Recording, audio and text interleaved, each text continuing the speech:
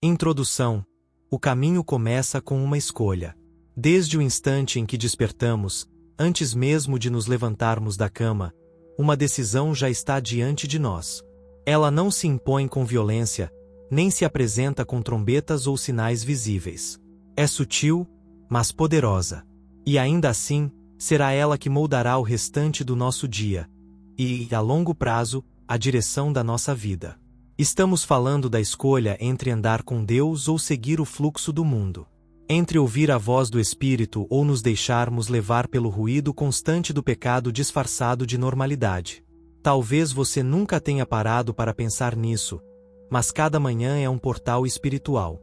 Cada amanhecer é um campo de batalha silencioso onde decisões pequenas, aparentemente inofensivas, determinam se caminharemos sob a bênção de Deus ou sob o vazio de uma vida sem raiz.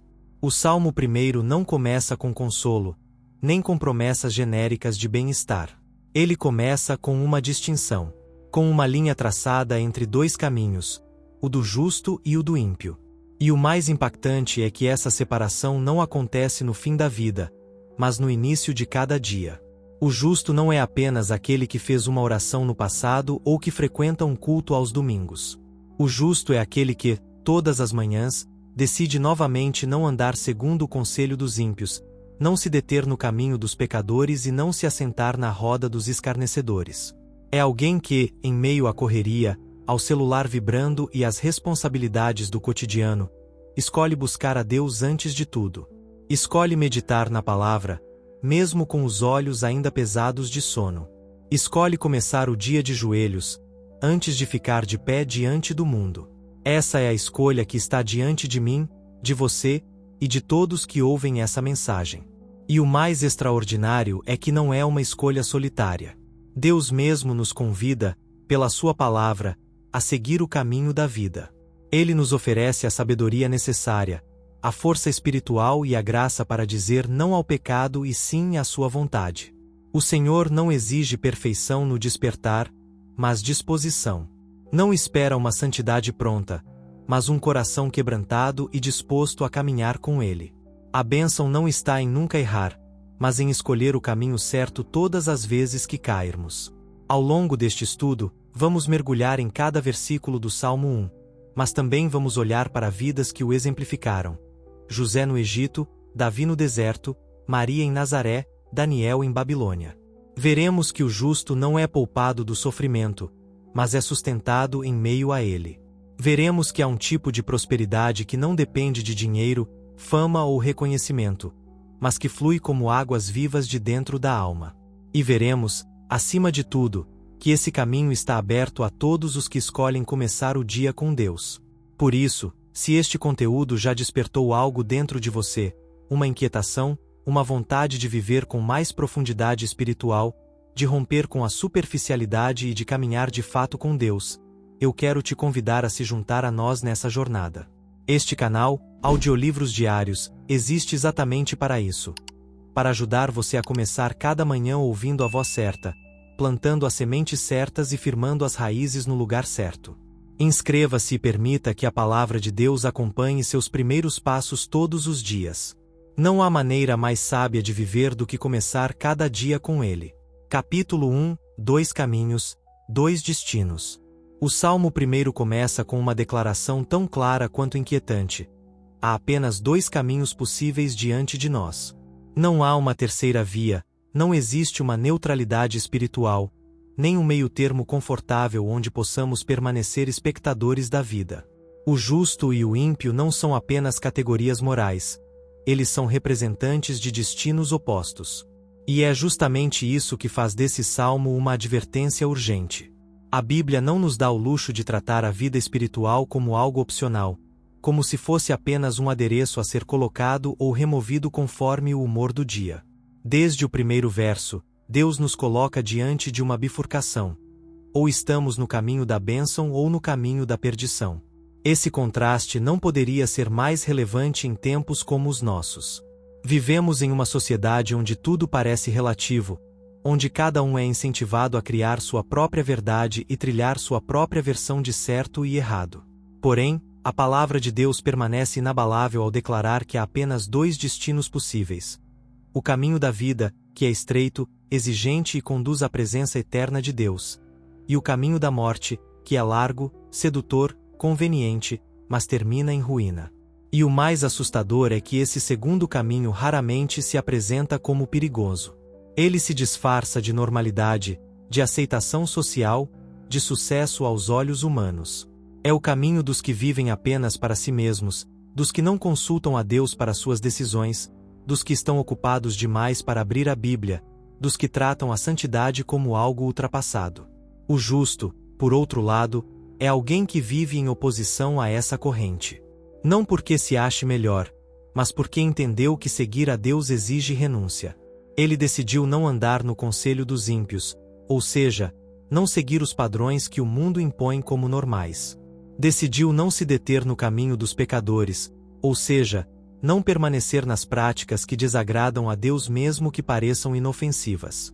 E também decidiu não se assentar na roda dos escarnecedores, uma imagem que fala de comunhão, de aliança com quem zomba do sagrado, com quem despreza os princípios divinos.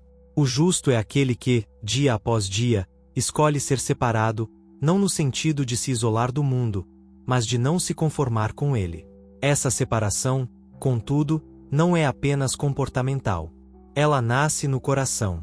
O que distingue o justo do ímpio não é apenas o que ele faz, mas o que ele deseja.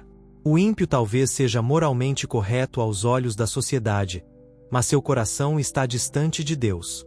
O justo, por sua vez, reconhece sua fragilidade, mas vive com o coração voltado para o céu. Ele erra, sim, mas quando cai, se levanta. Quando peca, se arrepende. Quando se sente fraco, clama por força. Seu caminho é de crescimento, de purificação contínua, de transformação. É uma jornada, não uma perfeição estática. E por isso, o Salmo 1 é um mapa, mas também um espelho.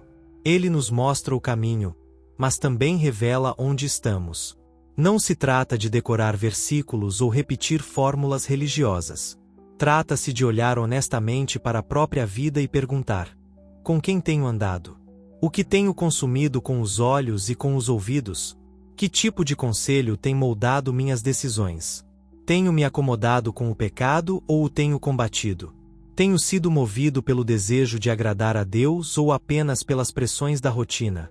Essas perguntas não são para os outros. Elas são para mim e para você. Porque é possível frequentar uma igreja e ainda andar no caminho dos ímpios. É possível falar de Deus e não viver para Ele. É possível se enganar com uma religiosidade aparente e, no fim, descobrir que nunca estivemos no caminho da vida. Mas também é possível recomeçar. É possível mudar de direção. O Salmo não foi escrito para condenar, mas para alertar e, acima de tudo, para chamar de volta. Ele é um convite à lucidez espiritual, um chamado à consciência, um clamor para que deixemos o caminho da superficialidade e voltemos a andar com Deus com sinceridade, com temor, com propósito. Os dois caminhos continuam aí, diante de nós, todos os dias. E o nosso destino será resultado do caminho que escolhemos trilhar, não apenas uma vez na vida, mas a cada manhã, a cada decisão, a cada pensamento cultivado em silêncio. Capítulo 2 – O ciclo do pecado. Andar, parar, sentar. Um dos aspectos mais intrigantes e reveladores do Salmo 1 está logo no primeiro versículo. A progressão silenciosa do pecado. A ordem das palavras não é aleatória. A Bíblia, inspirada por Deus, revela uma sequência que denuncia como a queda espiritual geralmente acontece. Primeiro se anda segundo o conselho dos ímpios, depois se para no caminho dos pecadores, e por fim, se assenta na roda dos escarnecedores. Não é uma queda súbita, é um processo.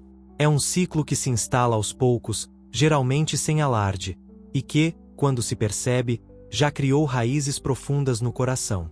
O pecado raramente se apresenta como algo grotesco de início. Ele entra pela porta da conveniência, da curiosidade, do hábito, do cansaço, da falta de vigilância. E quando não é interrompido, avança como uma correnteza que arrasta tudo ao seu redor. Andar segundo o conselho dos ímpios é o primeiro passo. Essa etapa fala de influência. Fala do tipo de voz que deixamos entrar na nossa mente e moldar nossas decisões. É quando começamos a aceitar sugestões que parecem razoáveis, mas que contrariam os princípios de Deus. Pode ser uma ideia aparentemente inocente, um conselho que diz: siga seu coração, você merece ser feliz, não seja tão rígido com seus valores. Essas palavras, que são modernas e libertadoras, escondem em si mesmas uma semente de rebeldia contra o Criador. Quando começamos a valorizar mais a opinião de pessoas sem temor a Deus do que a orientação da palavra, estamos dando os primeiros passos fora do caminho da justiça. E o mais perigoso é que essa fase é quase sempre elogiada pelo mundo. Afinal, ela demonstra autonomia, espírito crítico, liberdade. Mas por trás dessa aparente liberdade, esconde-se um desvio sutil do caminho estreito. Em seguida, o ciclo do pecado leva ao segundo estágio: parar no caminho dos pecadores. Agora não se trata mais de ouvir ou considerar conselhos errados, mas de permanecer em ambientes e hábitos que contradizem a vontade de Deus. É o momento em que o pecado já deixou de ser uma ideia externa e se tornou parte da prática diária. Talvez ainda existam justificativas, talvez ainda se preserve uma aparência religiosa, mas o coração já está comprometido com aquilo que ofende a santidade divina. Parar no caminho dos pecadores significa acomodar-se ao estilo de vida que antes se condenava. É a fase em que o erro se normaliza, em que o pecado já não incomoda tanto. A consciência começa a se calar, e o Espírito Santo, antes ouvido com temor, agora é facilmente ignorado. A mente encontra desculpas, o coração se endurece, e a vida espiritual entra em um estado de dormência. Por fim, a terceira etapa é a mais alarmante: sentar-se na roda dos escarnecedores. Aqui já não há apenas prática do pecado, mas aliança com ele. O escarnecedor é aquele que não apenas peça, mas zomba da verdade. É aquele que já não se contenta em desobedecer a Deus em silêncio, mas quer fazer da desobediência um estilo de vida, uma bandeira, uma forma de identidade. É alguém que ridiculariza a fé alheia, que trata com desprezo a santidade, que ironiza a Bíblia, que menospreza os que querem viver em obediência. É o ponto em que o coração já está completamente entregue à iniquidade. E o mais triste é que, muitas vezes, essa pessoa nem percebe que chegou até ali. Porque a transição foi lenta, gradual, progressiva. Ela não caiu no abismo de uma vez. Ela andou até lá, parou e, finalmente, se assentou confortavelmente. Esse ciclo não é apenas uma teoria. Ele se repete, diariamente, na vida de milhares de pessoas. Gente que começou bem, que um dia foi sensível à voz de Deus, que até serviu com alegria e temor, mas que, aos poucos, foi deixando brechas. E quando menos percebeu, já não sentia mais fome da palavra, já não sentia mais a dor do arrependimento, já não via problema em viver conforme o mundo. E se alguém o confrontava, sua resposta era de desprezo ou deboche. Esse é o retrato do escarnecedor moderno. Alguém que já esteve no caminho da luz, mas que agora prefere fazer piada com a verdade do Evangelho. Mas há esperança. O ciclo do pecado pode ser interrompido. Nenhuma dessas etapas é irreversível quando há arrependimento genuíno. O andar pode ser corrigido, o parar pode se tornar uma pausa de reflexão, e o sentar pode ser substituído por um levantar urgente. Deus não desiste de quem se afastou, mas chama com firmeza e amor. O Espírito Santo ainda fala, mesmo nos desertos da alma. E se você se reconhece em alguma dessas fases, se percebe que tem andado com os ímpios, parado no erro ou até se assentado entre os escarnecedores, saiba que ainda há tempo. Tempo de voltar, de levantar, de recomeçar. Mas é preciso coragem. É preciso humildade para admitir o desvio e fé para retornar ao caminho da vida. O Salmo não foi escrito apenas como um retrato do justo, mas também como um alerta contra a decadência espiritual que começa de forma quase imperceptível. Por isso, não ignore os pequenos desvios. Não se acostume com o erro. Não brinque com o pecado. Hoje é o tempo de avaliar onde estamos e de decidir, com seriedade, qual caminho queremos seguir. Porque andar, parar e sentar pode parecer simples, mas quando feito fora da direção de Deus, é o início de uma estrada que leva à ruína. Capítulo 3. Encontrar prazer na palavra transforma tudo. O Salmo 1, depois de descrever o caminho que o justo evita, revela qual é o verdadeiro centro da sua vida. O seu prazer está na lei do Senhor. Essa afirmação é mais do que uma simples descrição de comportamento. Ela toca diretamente na essência do coração. Afinal, aquilo que nos dá prazer revela quem somos e para onde estamos indo. O problema de muitas vidas espiritualmente frágeis não está apenas no pecado visível, mas em um prazer mal direcionado. A verdade é que a alma humana sempre buscará prazer em algo. Não fomos criados para viver de maneira apática ou indiferente. Deus nos formou com a capacidade de nos deleitarmos, de nos apaixonarmos, de termos sede de algo maior. A questão é: onde está depositado esse prazer? Em que lugar repousa nossa alegria mais profunda? O justo não é alguém que se limita a seguir regras por obrigação. Ele não vive uma espiritualidade fria, mecânica ou baseada apenas em deveres religiosos. O justo encontra prazer, alegria genuína, satisfação real na palavra de Deus. Isso não significa que cada leitura será uma explosão de emoções ou que não haverá momentos de cansaço. Mas significa que, mesmo quando o corpo está fraco, há no coração um entendimento de que ali está a fonte da vida. De que ali está a voz do Pai. E é justamente isso que transforma tudo. Porque quando o prazer da alma se alinha à vontade de Deus, o pecado perde sua sedução. O mundo perde seu brilho. As tentações continuam existindo, mas já não têm o mesmo poder, porque o coração já encontrou algo melhor, algo eterno, algo que sacia de verdade. Vivemos em uma geração que busca prazer em todos os lugares possíveis. As redes sociais prometem distração constante, as séries oferecem escape emocional, os prazeres da carne vendem uma falsa liberdade. Há sempre algo novo tentando capturar nossa atenção, com ela, nossa afeição. E, infelizmente, muitos cristãos têm tentado viver divididos, alimentando o espírito com pequenas porções da palavra, enquanto se deleitam diariamente nas distrações do mundo. Esse desequilíbrio é mortal. Não há como viver uma vida forte espiritualmente se a fonte do nosso prazer está mais nas coisas passageiras do que na verdade eterna. Por isso, o salmista nos chama a reencontrar o prazer perdido. Não se trata apenas de ler a Bíblia como um hábito obrigatório, mas de buscar nela o alimento da alma, de abrir suas páginas com expectativa, de entender que cada versículo é um convite do céu. É necessário reconhecer que o prazer na palavra nem sempre nasce espontaneamente. Muitas vezes, ele precisa ser cultivado. E isso exige disciplina, persistência e humildade. Ao começar, talvez a leitura pareça difícil, as palavras pareçam distantes, o entendimento seja limitado.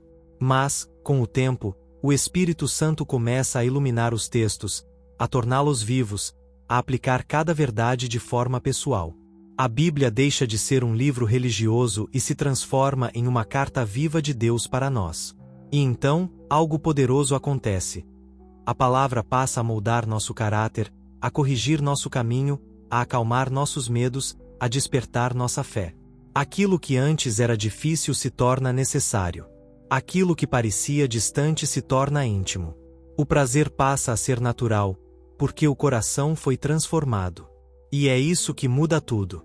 Uma pessoa que encontra prazer na palavra será uma pessoa que permanecerá firme nos dias maus. Será alguém que não será facilmente enganado por doutrinas falsas, por filosofias vazias, por promessas de felicidade instantânea. Será alguém com raízes profundas, com discernimento, com sabedoria para tomar decisões que agradam a Deus. E essa mudança não vem de cursos teológicos ou de eventos emocionantes. Ela vem do encontro diário e silencioso com as Escrituras. Vem do hábito de buscar a Deus nas primeiras horas do dia. Vem da fome espiritual que nos leva a abrir a Bíblia não por obrigação, mas porque o coração clama por direção, por consolo, por correção, por presença. Por isso, a pergunta que devemos fazer hoje é simples e direta: onde está o nosso prazer? Quando temos tempo livre, o que escolhemos fazer? O que ocupa nossa mente nos intervalos da rotina? Em que assuntos mergulhamos com alegria e disposição? Essas respostas revelam muito mais do que imaginamos. Elas nos mostram o estado real da nossa alma. E se descobrirmos que nosso prazer está em coisas vazias, não devemos nos desesperar, mas clamar: Senhor, muda o meu coração. Ensina-me a amar a tua palavra. Deus ouve esse clamor. Ele se alegra em ver um filho querendo reencontrar o prazer correto. Ele não despreza quem deseja voltar. E Ele mesmo, com sua graça, nos atrai novamente para o centro da vida, a sua verdade revelada. Encontrar prazer na palavra não é um luxo espiritual reservado para poucos. É um chamado para todos. É uma necessidade vital. E é esse prazer que irá nos sustentar, nos fortalecer e nos transformar, dia após dia. Porque o justo não vive de aparência. Ele vive da palavra. E quem se alimenta dela com prazer jamais será o mesmo. Capítulo 4. Meditar dia e noite. Uma disciplina esquecida. A continuidade do versículo 2 do Salmo 1 nos apresenta uma prática que, embora essencial, foi quase completamente abandonada pela maioria dos cristãos modernos: meditar na palavra de Deus de dia e de noite. Essa não é uma sugestão, nem uma figura de linguagem. É uma convocação clara a um estilo de vida. Um convite à constância. O justo não apenas sente prazer na lei do Senhor, mas mantém sua mente mergulhada nela continuamente. E é justamente aí que se revela um dos maiores segredos da maturidade espiritual. A transformação profunda não acontece apenas pelo contato pontual com a Escritura, mas pela imersão contínua nela. Ler é importante, estudar é necessário, mas meditar é o que realmente molda a alma. É na meditação que a verdade deixa de ser teoria e se torna carne, consciência, convicção. No entanto, o que significa de fato meditar na palavra? A resposta pode surpreender, porque, ao contrário do que muitos imaginam, meditar não é repetir frases vazias nem se perder em filosofias orientais. Meditar, na perspectiva bíblica, é ruminar a verdade. É voltar a ela várias vezes ao dia, refletir sobre seu significado, aplicá-la a diferentes áreas da vida, confrontar o próprio comportamento à luz do que se leu. É uma prática ativa e espiritual, que envolve mente e coração. É como alguém que encontra uma pepita de ouro e não descansa até limpá-la, examiná-la e guardá-la com zelo. A meditação bíblica exige atenção, entrega e tempo. E é justamente por isso que ela tem sido esquecida, porque o tempo se tornou o ídolo da nossa geração. As pessoas vivem apressadas, ansiosas, correndo de um lado para o outro, absorvendo conteúdos rasos em alta velocidade. Tudo é rápido, imediato, descartável. E nesse ritmo, a meditação desaparece. O resultado é uma geração que conhece a Bíblia superficialmente. Pessoas que já ouviram dezenas de sermões, que sabem recitar versículos, mas que não foram moldadas de fato pela verdade. Porque ouvir não é o mesmo que absorver. Ler não é o mesmo que internalizar. A meditação é o elo perdido entre o conhecimento e a transformação. Sem ela, a verdade permanece à margem da consciência, sem produzir raízes. Com ela, cada palavra se torna uma semente que, mesmo em silêncio, começa a germinar no solo do coração. É na meditação que o Espírito Santo fala com clareza, que revela intenções ocultas, que traz consolo, direção, correção. Quem não medita não escuta profundamente. E quem não escuta, não cresce.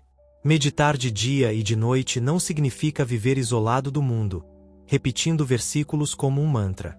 Significa viver com a mente cativa à palavra, com os pensamentos filtrados pelas Escrituras, com as emoções avaliadas à luz da verdade. Significa acordar com o coração voltado para Deus e encerrar o dia buscando sua presença. É uma postura de dependência constante, de abertura espiritual, de reverência ao que foi revelado. E não importa a estação da vida, o nível de estudo ou a maturidade espiritual. A meditação é para todos. O novo convertido precisa dela para firmar suas bases. O crente antigo precisa dela para não se perder na rotina. O cansado, o ferido, o confuso, o cheio de dúvidas. Todos encontram na meditação uma fonte de vida e clareza. Há muitos cristãos que vivem buscando uma experiência forte com Deus, esperando um momento de glória repentina, uma palavra profética impactante, um mover sobrenatural que revolucione tudo. Mas negligenciam o caminho simples, silencioso e poderoso da meditação. Esquecem que o mesmo Deus que fala no monte também fala na caverna, no quarto, no silêncio. E que, muitas vezes, Ele escolhe sussurrar verdades eternas ao coração que está disposto a ouvir com atenção. Meditar é dar espaço para esse sussurro. É abrir mão do ruído para ouvir o que realmente importa. É escolher a profundidade em vez da pressa. E nesse lugar secreto, milagres acontecem. A mente se renova, o caráter se alinha, a fé se fortalece. Deus começa a escrever a sua verdade dentro de nós, não com tinta ou papel, mas com o dedo do Espírito no interior do nosso ser. Por isso, se a sua vida espiritual parece estagnada, se a fé parece fraca, se a voz de Deus parece distante, talvez o problema não seja a falta de conteúdo, mas falta de meditação. Talvez você esteja consumindo a palavra como quem consome uma refeição rápida, sem tempo para saborear, sem paciência para digerir. Mas o convite do Salmo é outro. Medite de dia e de noite. Permita que a verdade te acompanhe no caminho, que influencie suas conversas, que ilumine suas decisões. Faça da palavra seu companheiro de jornada, sua fonte de sabedoria, seu parâmetro de verdade.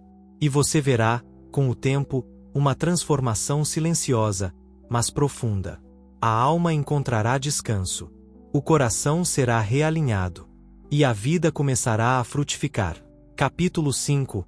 Como uma árvore firme. O segredo da estabilidade. Poucas imagens nas Escrituras são tão poderosas e ricas quanto a comparação do justo com uma árvore plantada junto a ribeiros de águas. O salmista, inspirado por Deus, não escolheu essa metáfora ao acaso. Ao contrário, ela carrega em si uma profundidade espiritual impressionante. Em tempos de inconstância, de vidas frágeis, de fé instável, essa figura se levanta como um convite à firmeza, à perseverança, à maturidade. Enquanto muitos correm atrás de experiências passageiras, de emoções intensas, de resultados imediatos, o Salmo nos chama a olhar para a árvore. Não qualquer árvore, mas uma árvore firmemente plantada, bem enraizada, alimentada por águas constantes. Esse é o retrato de quem anda com Deus, alguém que permanece. A árvore não se move de um lugar para outro. Ela não vive à mercê das emoções do momento, nem das opiniões externas. Ela tem raízes profundas. E é justamente isso que a sustenta quando vêm os ventos, quando as chuvas caem, quando o calor aperta. A árvore que está plantada junto ao ribeiro pode até balançar com a tempestade, mas não cai. Ela permanece. Porque sua força não está na aparência exterior, mas no que está debaixo da superfície, nas raízes, na conexão com a fonte. E assim é o justo. Sua vida espiritual não é construída sobre emoções, nem sobre circunstâncias, mas sobre convicções firmadas na palavra. Ele não depende do ambiente para permanecer fiel. Não precisa de aplausos para continuar crendo. Não precisa de sensações constantes para seguir obedecendo. Sua fé está enraizada em algo maior. Essa imagem é particularmente relevante em uma geração marcada pela superficialidade. Muitos vivem como folhas ao vento. Mudam de opinião a cada nova influência, oscilam emocionalmente com facilidade, abandonam compromissos ao menor sinal de dificuldade. Vivem de forma instável porque não têm raízes. Não estão plantados em lugar nenhum. São consumidores de conteúdo religioso, mas não discípulos. O justo, por outro lado, decidiu se plantar. Ele entendeu que é necessário permanecer. Que fé verdadeira não é medida pela empolgação do início, mas pela firmeza ao longo do caminho.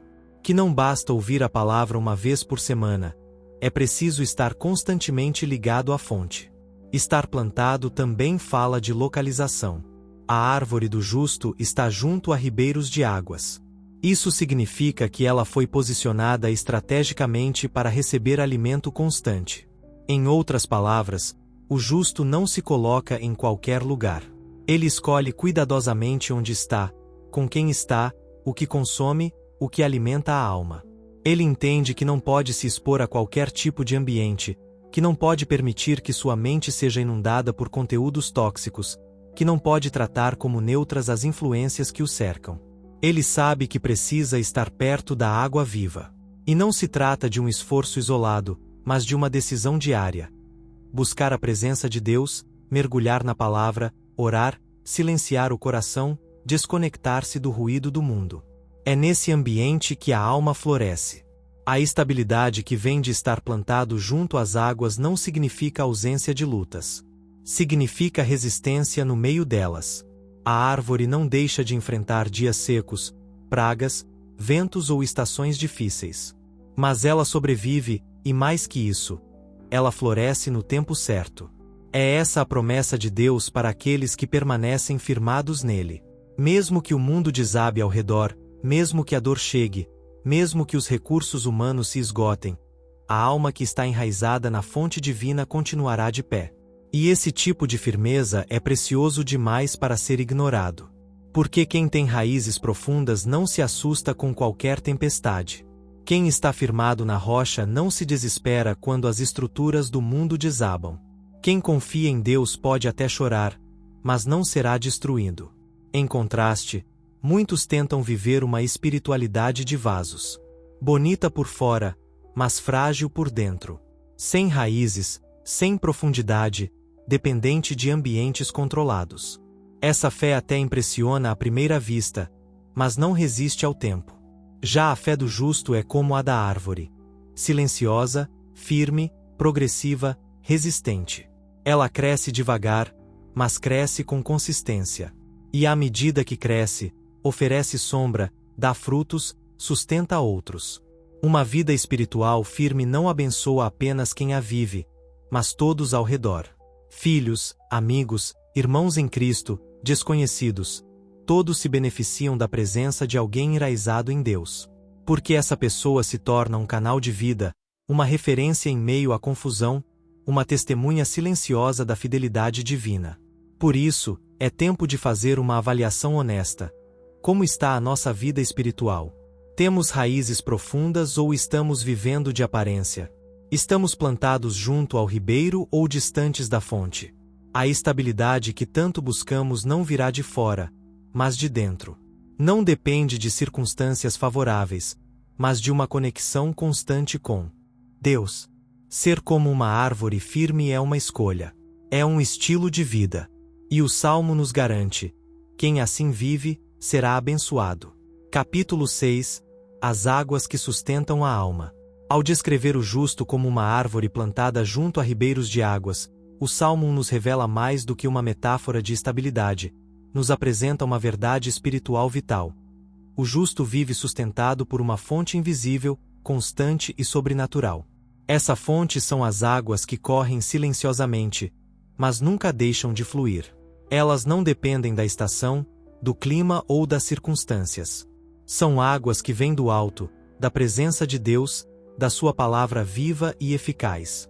E é justamente esse abastecimento que permite que a árvore continue firme, mesmo quando tudo ao redor seca.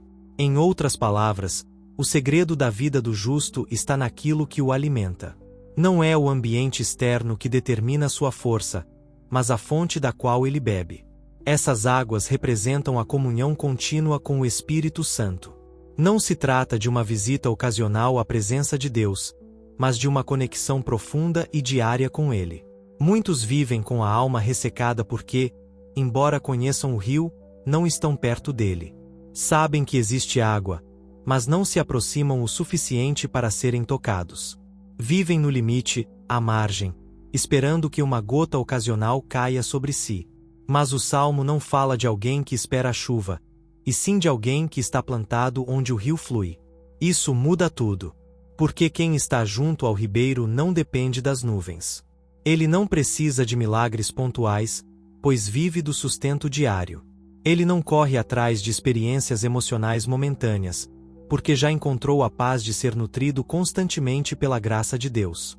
O mundo oferece outras fontes, é verdade.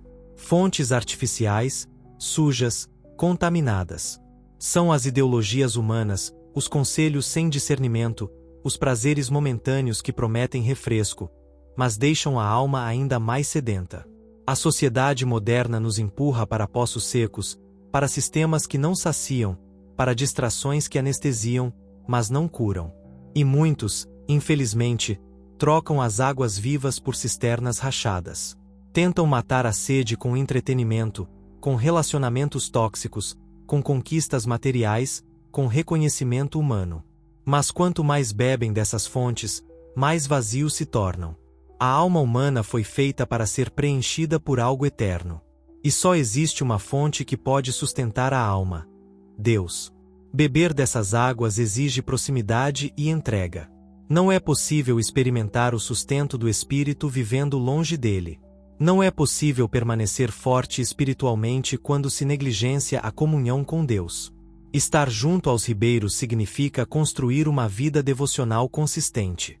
Significa reservar tempo diário para orar, para ouvir, para silenciar, para absorver a presença divina. E isso não acontece por acaso. É fruto de decisão, de intencionalidade. Muitos querem os frutos da árvore, mas não querem se plantar perto da fonte. Querem estabilidade, paz, sabedoria, discernimento, mas sem se aproximar do rio. Não funciona assim. A vida espiritual não é mágica. Ela é fruto de conexão, de constância, de sede genuína. Essas águas também representam a palavra. Jesus disse que suas palavras são espírito e vida. Ler a Bíblia não é apenas adquirir conhecimento. É beber do próprio Deus. Cada versículo, cada história, cada ensinamento carrega em si nutrientes para a alma. Quem lê com fé e com o coração aberto é alimentado de forma invisível, mas real. A mente se renova, o coração se alinha, a fé se fortalece. A alma que antes estava cansada começa a ser revigorada. Não porque algo espetacular aconteceu por fora, mas porque algo profundo está acontecendo por dentro. É assim que o justo vive, nutrido por algo que o mundo não vê, mas que ele experimenta a cada dia. E há ainda outro detalhe importante. Os ribeiros de águas não são apenas uma fonte de sustento individual. Eles representam também a vida em abundância que transborda. Uma árvore plantada junto a um rio não apenas sobrevive, ela floresce, ela frutifica, ela se torna abrigo, ela impacta o ambiente. Assim também é o justo que se alimenta das águas de Deus. Ele não vive apenas para si. Ele transmite vida, oferece sombra, gera frutos. Sua presença transforma o ambiente onde está. Suas palavras curam, seus conselhos edificam, sua vida inspira. E tudo isso acontece não porque ele é especial, mas porque está conectado à fonte certa. Por isso, a grande pergunta que este capítulo nos traz é: de onde você tem bebido? Que tipo de fonte tem sustentado a sua alma? Você está plantado junto ao ribeiro ou vagando por terrenos secos, tentando sobreviver com migalhas? A boa notícia é que a fonte continua aberta. As águas ainda fluem. E o convite do Senhor ainda está de pé: quem tem sede, venha a mim e beba. Não importa há quanto tempo você se afastou. Não importa o quanto sua alma está seca. Deus está pronto para restaurar, para encher, para saciar. Basta se aproximar. Basta decidir plantar-se outra vez. Porque as águas que sustentam a alma não vêm do mundo, nem das circunstâncias. Vêm de Deus. E quem bebe delas jamais será o mesmo. Capítulo 7. O tempo certo do fruto. Na sequência da descrição do justo, o Salmo 1 afirma que ele dará o seu fruto no tempo certo. Essa expressão carrega uma sabedoria divina que confronta diretamente a ansiedade da nossa geração. Vivemos em um tempo em que tudo é para agora. A velocidade com que as informações chegam, as facilidades tecnológicas, a cultura do imediatismo, tudo nos empurra para a ideia de que resultados precisam ser instantâneos. E quando isso se transfere para a vida espiritual, cria frustrações profundas. Muitos querem colher sem plantar, querem resultados espirituais sem disciplina, querem frutos abundantes sem enraizamento real. Mas o Salmo nos lembra que o fruto virá. Sim, ele virá, mas virá no tempo certo. Não no nosso tempo. No tempo de Deus. Essa verdade nos chama à paciência, à confiança e à perseverança. A árvore plantada junto ao ribeiro cresce em silêncio. Suas raízes se aprofundam sem alarde.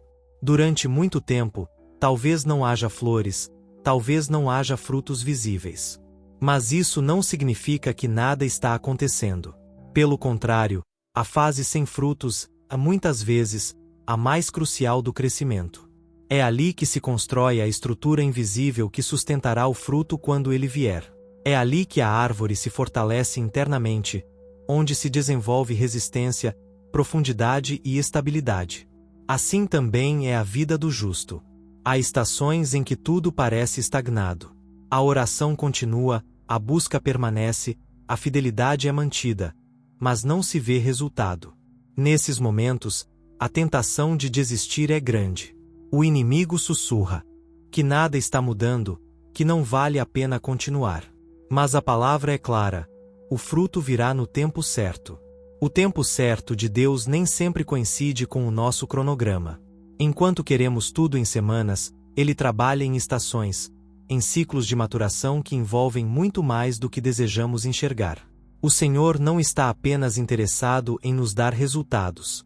Ele quer formar em nós o caráter necessário para sustentá-los. Porque um fruto colhido antes da hora pode se tornar um fardo. Uma bênção recebida sem preparo pode nos destruir. Por isso, Deus nos faz esperar. E essa espera não é castigo, é cuidado. Ele nos molda enquanto esperamos. Nos purifica, nos amadurece, nos aprofunda.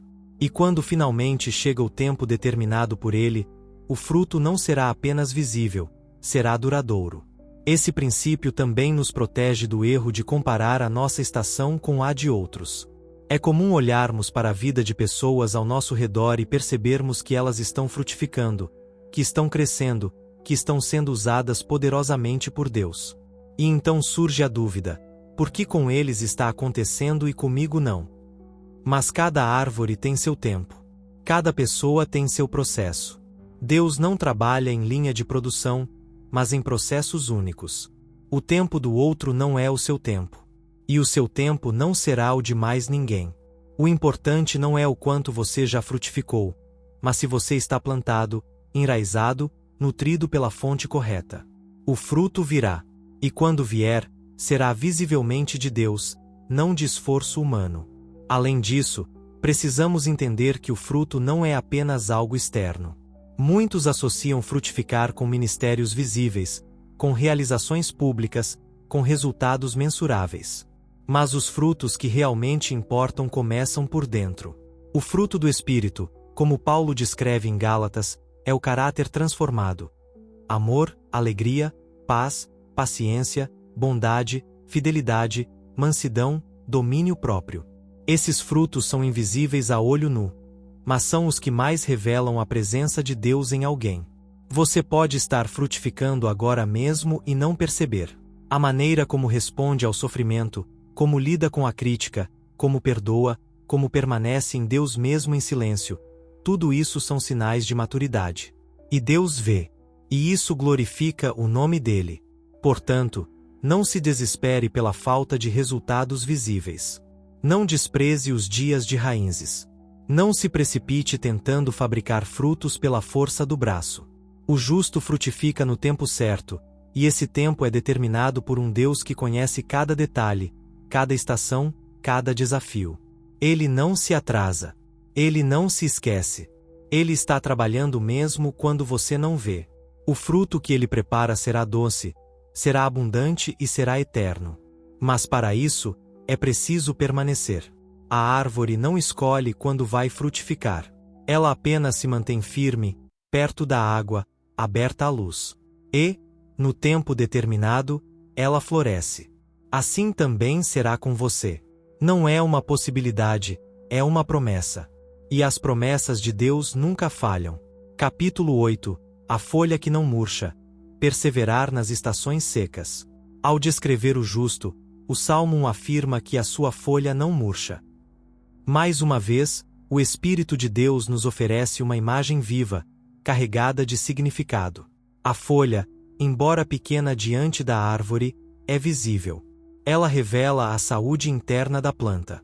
Quando uma árvore está doente, seca ou morrendo, a folha é a primeira a denunciar. Ela murcha, perde o brilho, se desfaz. Mas quando está bem nutrida, quando a seiva corre por dentro, mesmo que o ambiente externo seja hostil, ela permanece viva. Assim é o justo. Ele não murcha, mesmo quando a estação é de escassez. Mesmo quando as circunstâncias são áridas. Mesmo quando tudo parece contrário. Ele persevera. Ele continua vivo. A sua fé continua firme. A sua esperança não se apaga. Sua folha não cai. Essa verdade é especialmente importante porque muitos acreditam que viver com Deus é viver apenas em tempos de flores. Mas a realidade é que a vida cristã é feita de estações. Há tempos de abundância e tempos de escassez. Há momentos de celebração e momentos de silêncio. Há fases em que a presença de Deus parece palpável, clara, intensa, e outras em que ele parece distante, quando a oração é seca, a fé é testada e o coração é confrontado pela dor. E é justamente nesses tempos difíceis que muitos se perdem. Acham que algo está errado, que Deus os abandonou, que a fé enfraqueceu. Mas o Salmo nos mostra que a estabilidade do justo não depende da estação. Ele não murcha porque não depende da chuva. Ele depende da raiz. Perseverar nas estações secas é uma das maiores provas da maturidade espiritual. É fácil ser fiel quando tudo vai bem. Quando as orações são respondidas rapidamente, quando os milagres são visíveis, quando há abundância de confirmações. Mas é nas estações secas que o coração é testado. É ali que se revela quem realmente confia em Deus. O justo não vive por vista. Ele não precisa sentir para continuar crendo. Ele continua firme mesmo quando não entende, mesmo quando não vê, mesmo quando não sente. Porque ele não vive em função das emoções, mas da verdade. Ele sabe que Deus é fiel mesmo quando está em silêncio. Que o Pai continua presente mesmo quando parece oculto. E por isso, sua folha não murcha. Essa perseverança é fruto da intimidade com a fonte. Quem está plantado junto ao ribeiro não depende do clima. Está nutrido de forma constante. Está firme por dentro. E essa nutrição invisível mantém a folha verde. Na prática, isso significa que o justo continua adorando mesmo em dias de lágrima. Continua orando mesmo quando a resposta demora. Continua servindo mesmo quando não é reconhecido. Ele não desiste. Ele não abandona. Ele não se entrega. E essa constância é um testemunho silencioso, mas poderoso. Enquanto muitos desistem, o justo permanece. Enquanto outros murcham, ele segue firme, porque sua força não vem de fora, mas de Deus. Mas é preciso ser honesto. Haverá dias em que tudo em nós desejará parar. Dias em que a alma grita de cansaço, em que o fardo parece pesado demais, em que o desânimo tenta tomar conta. E é exatamente por isso que essa promessa do Salmo é tão preciosa. Não é uma expectativa inalcançável. É uma promessa. O justo, quando está plantado na fonte certa, tem uma graça especial para resistir. Deus renova suas forças. Deus sopra esperança nova. Deus sustenta onde o humano já não dá conta. E é por isso que a folha não murcha. Não porque o justo é forte em si mesmo, mas porque ele está ligado ao Deus que não muda, que não falha, que não o abandona nem nas noites mais escuras. Essa é uma palavra de encorajamento para quem está vivendo uma estação difícil. Se sua alma está cansada, se sua fé está sendo provada, se seus olhos não enxergam frutos e seus ouvidos parecem não ouvir a voz de Deus, não se desespere. Continue plantado. Continue próximo à fonte. Não deixe que o silêncio do céu te convença de que ele se esqueceu de você. Ele está aí. Ele está vendo. E ele está sustentando você, mesmo quando você não percebe. Sua folha não vai murchar. Você não vai cair. Você não vai ser destruído. Porque o Deus que começou a boa obra é fiel para completá-la. E ele não permite que nenhuma estação defina o seu destino. O justo é como uma árvore cujas folhas permanecem verdes mesmo em tempo de seca. Isso não é natural. Isso é sobrenatural. E é exatamente isso que Deus faz com aqueles que permanecem em sua presença. Ele os sustenta além das circunstâncias. Que essa promessa seja o seu consolo. Que essa verdade seja a sua âncora. E que, em nome de Jesus, você continue firme, de pé, com a folha viva, mesmo em meio ao deserto. Porque os desertos passam, mas o justo permanece. Capítulo 9. Prosperidade segundo Deus. Além do dinheiro.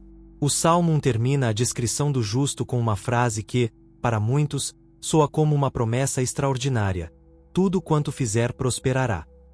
Essa afirmação, quando lida com pressa e fora de contexto, pode facilmente ser mal interpretada. Em uma sociedade moldada pelo materialismo, pela busca desenfreada por status, conforto e resultados financeiros, a palavra prosperar quase sempre é associada a dinheiro, sucesso profissional ou bens visíveis. Mas a prosperidade bíblica vai muito além disso. Deus não mede o valor de uma vida pelo saldo bancário, pelo número de seguidores em redes sociais, nem pelos títulos acumulados. A verdadeira prosperidade, segundo as Escrituras, está ligada à presença de Deus, à obediência à sua palavra e ao cumprimento do propósito eterno que Ele estabeleceu para cada um de nós. É importante compreender que prosperar, do ponto de vista divino, é estar no centro da vontade de Deus e ver sua mão agindo em todas as áreas da vida, inclusive naquelas que o mundo ignora.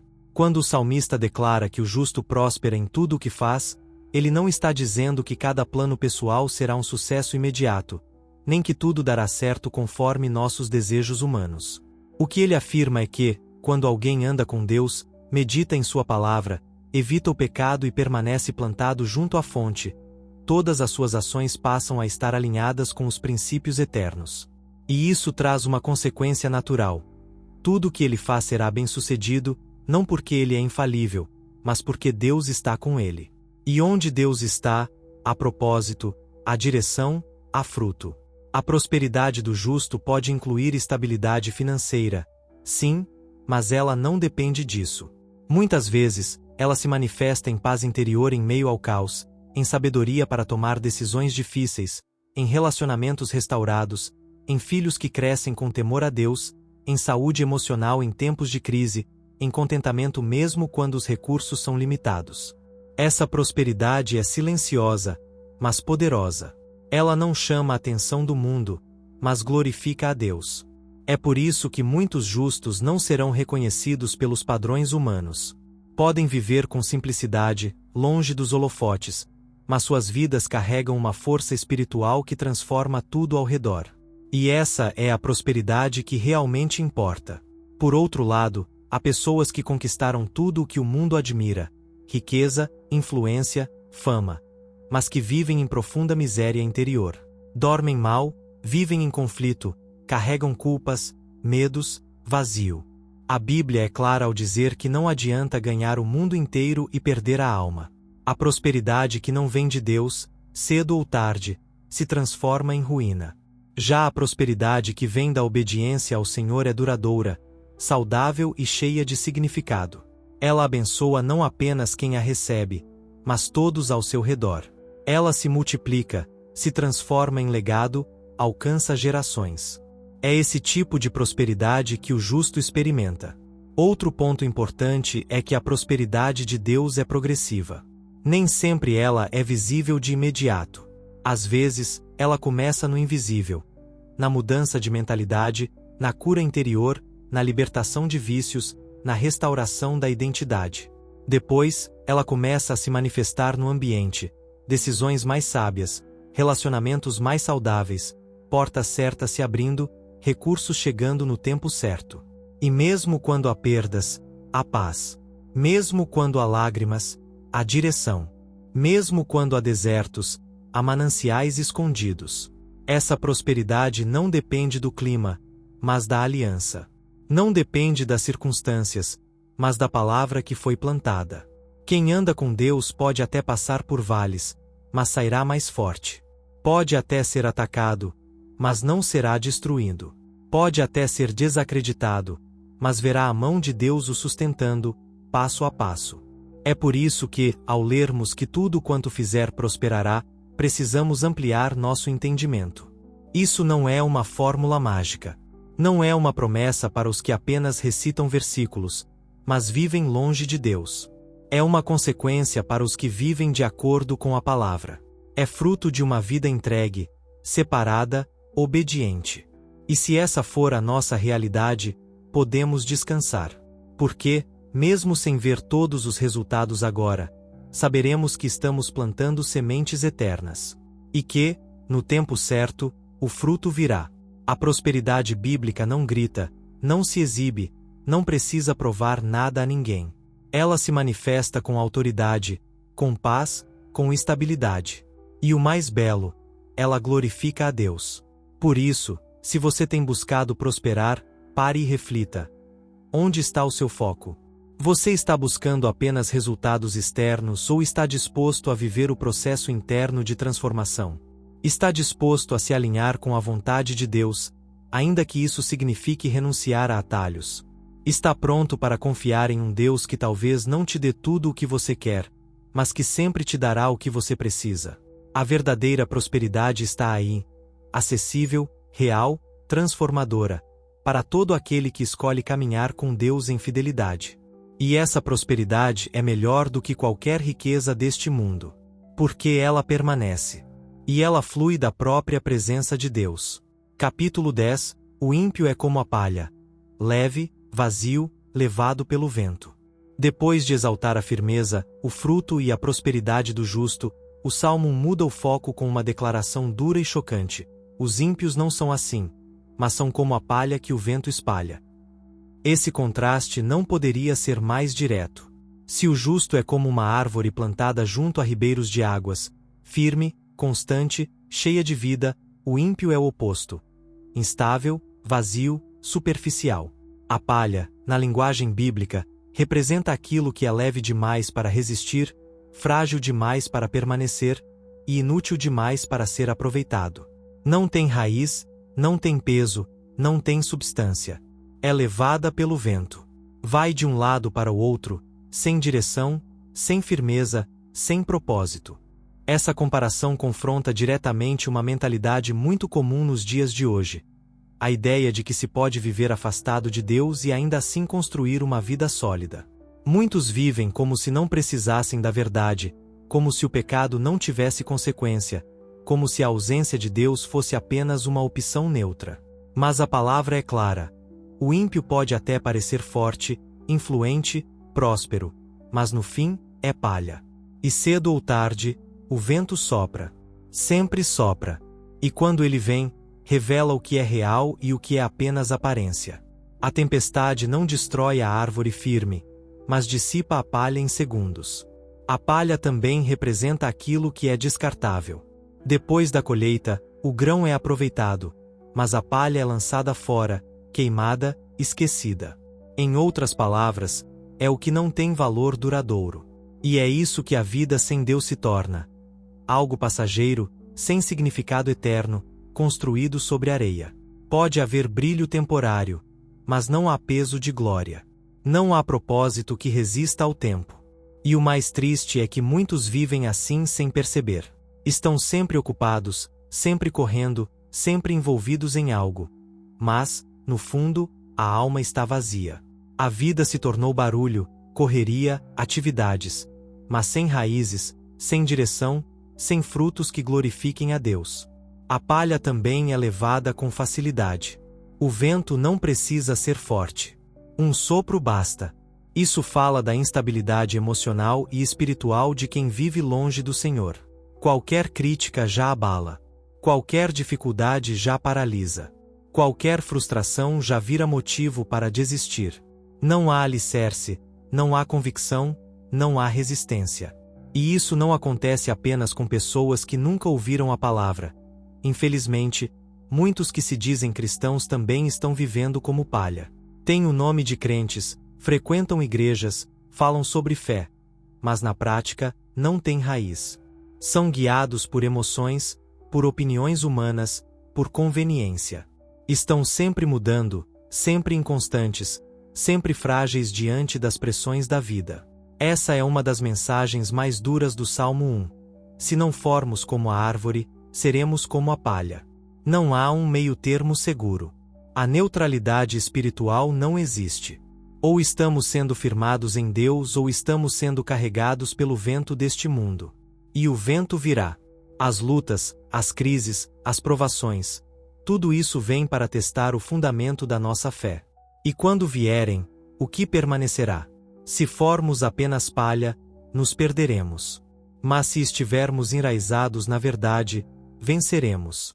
É preciso, então, fazer uma autoavaliação honesta. Nossa vida tem peso espiritual? Nossas palavras carregam verdade e vida? Nossas ações têm propósito eterno ou são apenas reações impulsivas? Temos resistido ao vento ou temos sido levados por ele? São perguntas profundas e talvez desconfortáveis, mas necessárias.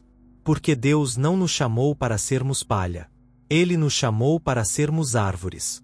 Para darmos frutos. Para permanecermos firmes. Para impactarmos o ambiente com sombra, com estabilidade, com testemunho. E a boa notícia é que, mesmo que hoje alguém esteja vivendo como palha, ainda há tempo de ser transformado. A graça de Deus alcança os que se arrependem. Ele não despreza o coração quebrantado. O que hoje é frágil, pode ser fortalecido. O que hoje é levado pelo vento, pode ser plantado junto ao ribeiro. Basta decidir. Basta voltar-se para a palavra, para a presença, para a verdade. Deus tem poder para transformar a palha em árvore. Tem poder para dar raiz a quem vive flutuando. Tem poder para plantar você em solo firme. Mas é preciso querer. É preciso reconhecer a instabilidade, admitir o vazio e correr para o único lugar onde há vida de verdade. O Salmo não foi escrito para nos condenar, mas para nos alertar. A imagem da palha não é uma sentença final, é um espelho. Mostra o que a vida sem Deus realmente é. Mas também mostra o que pode ser diferente, se decidirmos voltar para o Senhor. Que essa palavra nos chame à reflexão. Que nos leve ao arrependimento. Que nos conduza de volta ao solo da fidelidade, da obediência, da comunhão. Porque viver como palha é perigoso demais. É instável demais. É leve demais para suportar o peso da eternidade. Capítulo 11. O juízo é certo. Ninguém escapará. O Salmo 1 continua sua mensagem com uma advertência clara e direta. Pelo que os ímpios não subsistirão no juízo, nem os pecadores na congregação dos justos. Depois de contrastar o justo como árvore e o ímpio como palha, o texto aponta para um momento inevitável e definitivo: o juízo. A Bíblia nunca trata o juízo de Deus como uma possibilidade distante, mas como uma certeza absoluta. Ele virá. Haverá um dia em que cada ser humano se apresentará diante do Criador para prestar contas de sua vida. E nesse dia, a diferença entre o justo e o ímpio será evidente, não pelo que os olhos humanos veem, mas pelo que Deus conhece profundamente: o coração, as motivações, as decisões. Essa verdade pode ser desconfortável, especialmente em um mundo que rejeita qualquer ideia de prestação de contas. Vivemos em uma cultura que valoriza a autonomia acima de tudo. Cada um quer fazer o que bem entende, como se a vida fosse uma jornada sem consequência eterna. Mas Deus é justo. Ele não ignora o mal. Ele não é indiferente à injustiça. E ele não permitirá que o pecado fique impune para sempre. O juízo é a resposta divina ao caos moral do mundo. É o momento em que todas as máscaras cairão, todas as intenções ocultas serão reveladas, e a verdade prevalecerá. E nesse momento, o que será de quem viveu como palha? A frase "os ímpios não subsistirão" revela que eles não terão firmeza diante de Deus. Não haverá argumento. Não haverá justificativa válida. Tudo o que parecia grandioso aqui na terra, fama, conquistas, influência, será irrelevante diante do trono do Altíssimo. Aqueles que rejeitaram a palavra, que viveram conforme seus próprios caminhos, que zombaram da fé e desprezaram a santidade, não conseguirão permanecer de pé. Serão como folhas secas diante da ventania. Cairão. Serão removidos. Porque a presença de Deus exige verdade, pureza, arrependimento. E quem passou a vida ignorando isso, não poderá simular obediência no último instante. Esse juízo também não é coletivo. Ele é individual. Cada pessoa responderá por si. Não importa se nasceu em lar cristão, se frequentou uma igreja, se conheceu pessoas piedosas. O que conta diante de Deus é o que cada um fez com a verdade que recebeu. E isso traz um senso de responsabilidade pessoal. Ninguém poderá se esconder atrás de desculpas. O juízo revelará se fomos realmente plantados junto ao ribeiro ou se éramos apenas aparência religiosa. Revelará se nosso coração estava rendido ou apenas mascarado por convenções sociais. E, mais importante, revelará se o sangue de Jesus nos lavou ou se escolhemos permanecer no pecado. Mas esse texto não é apenas uma advertência aos ímpios. É também uma palavra de esperança para os justos. Porque o juízo não é apenas condenação. Para os que andam com Deus, é também vindicação. É o momento em que o Senhor mostrará quem foi fiel, mesmo no anonimato. Quem permaneceu firme, mesmo sendo ridicularizado. Quem escolheu o caminho estreito, mesmo sendo rejeitado. A congregação dos justos será reunida. E nela, não haverá engano, hipocrisia ou corrupção. Será formada por aqueles que foram lavados, transformados, moldados pela graça. Não por mérito, mas por fé. Não por obras, mas por submissão à vontade de Deus. Por isso, viver com consciência do juízo não deve gerar medo, mas responsabilidade. É um chamado à vigilância, à integridade, à coerência entre o que cremos e o que vivemos. É um convite a abandonar toda duplicidade, todo pecado oculto, toda religiosidade vazia. É um lembrete de que nada escapa aos olhos do Senhor. E que, por mais que os homens sejam enganados por aparência, Deus vê o coração. Ele conhece os que são seus.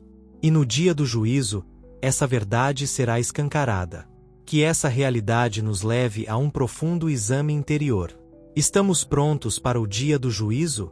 Nossas obras têm sido frutos da fé ou meras ações humanas?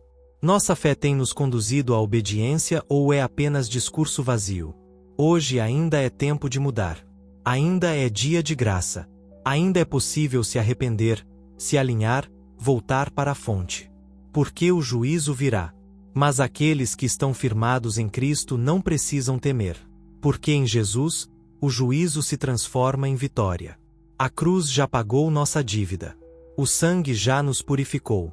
E por isso, podemos aguardar com confiança o dia em que estaremos diante de Deus, não com medo, mas com alegria. Porque sabemos em quem temos crido. Capítulo 12, O caminho dos justos e dos ímpios. 2 destinos, uma escolha. O Salmo termina com uma declaração tão simples quanto profunda. Porque o Senhor conhece o caminho dos justos, mas o caminho dos ímpios perecerá. Toda a mensagem deste salmo se resume nessa frase final. 2 caminhos, 2 estilos de vida, 2 direções totalmente diferentes, e 2 destinos opostos. Não existem 3 opções, nem espaço para neutralidade. Ou se está no caminho do justo, conhecido, cuidado e sustentado por Deus. Ou se está no caminho do ímpio, autônomo, instável e fadado à destruição. A vida espiritual é sempre uma jornada. E cada decisão que tomamos nos aproxima de um destino ou de outro. O grande desafio é entender por qual caminho estamos trilhando, e o que isso revela sobre o nosso coração. O caminho dos justos é conhecido por Deus. Essa palavra conhecer, na linguagem bíblica, não significa apenas saber que existe. Significa intimidade, acompanhamento, cuidado constante. Deus está presente nesse caminho. Ele guia os passos, fortalece os joelhos, protege contra os ataques, e, acima de tudo, assegura que o destino final será glorioso. Estar no caminho dos justos não significa uma vida sem lutas, mas uma vida com direção. Não significa ausência de lágrimas, mas presença de consolo. Não significa que tudo será fácil, mas que nada será em vão. A cada passo, o Senhor observa, corrige, exorta, anima. Esse caminho é como uma estrada iluminada pela palavra, regada pela graça e sustentada pela presença divina. Já o caminho dos ímpios, por mais atrativo que pareça no início, está condenado à ruína. E o texto não diz que o ímpio será punido apenas por suas obras. Diz que o próprio caminho em que ele anda o levará à destruição. Em outras palavras, a escolha de viver longe de Deus carrega em si o seu próprio juízo. A vida sem Deus vai se corroendo por dentro. Relacionamentos se tornam vazios, o coração endurece, a consciência se cala, e tudo se torna ruído e desorientação. O caminho do ímpio parece livre, mas é uma armadilha. Parece prazeroso, mas é enganoso. É um percurso onde o homem é o centro, e Deus é ignorado, e esse tipo de estrada sempre termina em perdição. É por isso que a escolha do caminho não é apenas teórica, mas prática. Ela se manifesta diariamente, nas nossas prioridades, nas decisões silenciosas, naquilo que alimentamos a alma. O caminho que escolhemos andar hoje determinará onde chegaremos amanhã. Não basta dizer que cremos em Deus, se nossos passos estão seguindo a lógica deste mundo. Não basta admirar os valores bíblicos, se na prática abraçamos o egoísmo, a impureza, a mentira. O verdadeiro justo não é perfeito, mas tem uma direção clara. Está caminhando com Deus. E essa caminhada transforma tudo, desde o interior até as obras visíveis.